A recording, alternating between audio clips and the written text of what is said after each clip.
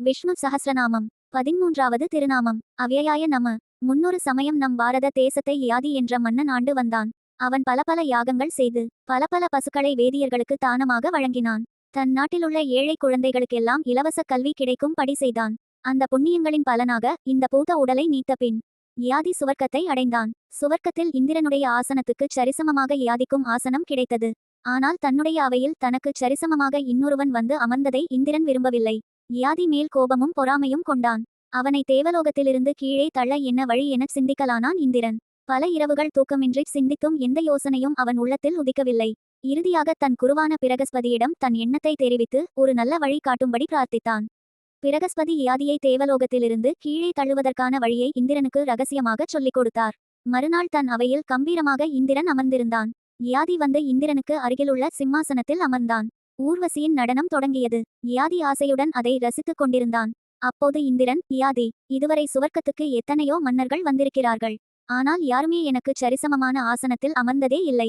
நீ மட்டும் இவ்வாறு அமரும் பேற்றை பெற்றிருக்கிறாயே. நீ அப்படி என்ன புண்ணியம் செய்தாய் என்று கேட்டான். தேவேந்திரனே, தங்க குப்பிகளை கொம்புகளில் உடைய 1,00,00,000 பசுக்களை நான் தானம் செய்தேன். என்னைப் போல் தானம் செய்தவர்கள் பூமியில் யாருமே இல்லை என்றான் யயாதி. இவ்வாறு சொல்லிக் கொண்டிருக்கும் போதே யயாதி தன் சிம்மாசனத்திலிருந்து அங்குலம் அங்குலமாக நழுவிக் கொண்டிருப்பதை கவனித்தான் இந்திரன்.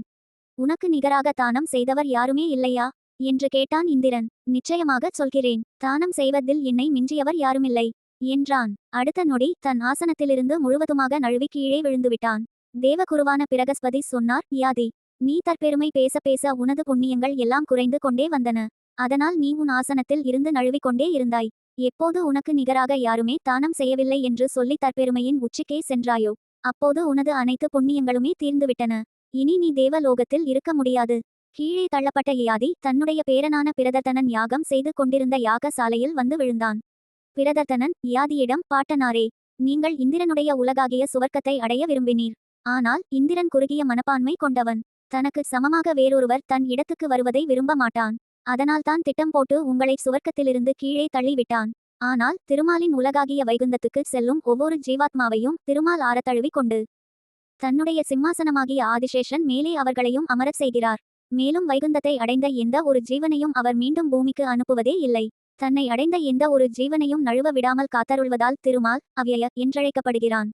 பெரியாழ்வார் போயினால் பின்னை இத்திசைக்கு என்றும் பிணை கொடுக்கிலும் போக ஒட்டாரே என்று இக்கருத்தை பாடியுள்ளார்.